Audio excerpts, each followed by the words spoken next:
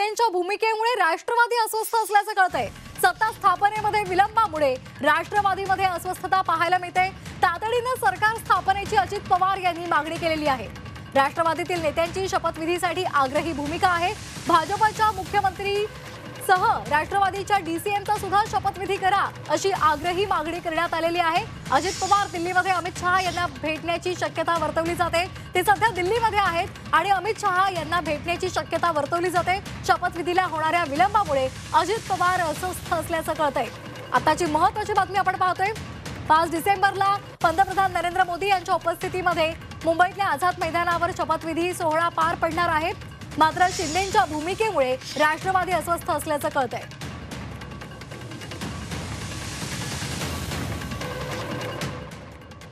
आणि या संदर्भात अधिकची माहिती घेणार आहोत आमचे प्रतिनिधी कृष्णात पाटील यांच्याकडून। कृष्णात, काय अधिकचे अपडेट्स मिळतात? एकीकडे 5 डिसेंबरला शपथविधी सोहळा होणार आहे, आता आपण पाहिलं सर्वांनी एकत्र येत त्याची पाहणी सुद्धा केली, मात्र दुसरीकडे अजित पवार अस्वस्थ आहेत। शिंदेंनी जी भूमिका घेतलेली आहे त्याच्यामुळे काय एकूण माहिती आहे?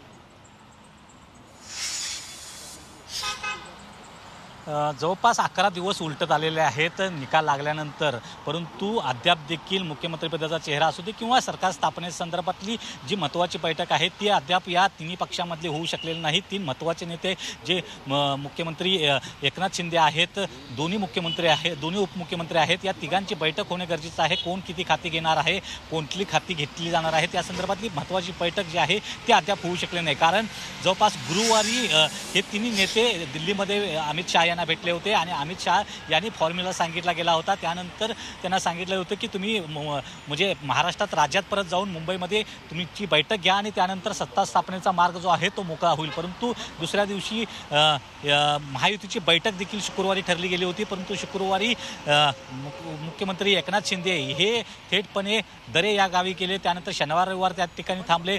रविवारी जरी ते आले असले तरी 2 दिवस झाले ते ठाणे इथल्या निवासस्थानी आहेत, कुणालाही भेटत नाही। काल जरी गिरीश महाजन यांना भेटले असले तरी या तिन्ही महत्त्वाच्या नेत्यांच्यामध्ये कुठल्याही प्रकारची चर्चा झाली नाही आणि त्याचमुळं ही राष्ट्रवादी काँग्रेस अजित पवार गट मात्र अस्वस्थ असल्याचं दिसून येतंय, नाराज असल्याचं दिसून येतंय आणि त्याच या नाराजीच्या भावनेतूनच अजित पवार हे दिल्लीला गेले आहेत अमित शहा यांना सांगण्यासाठी की लवकरात लवकर हा शपथविधी सोहळा जो आहे तो लवकरात उरकवा।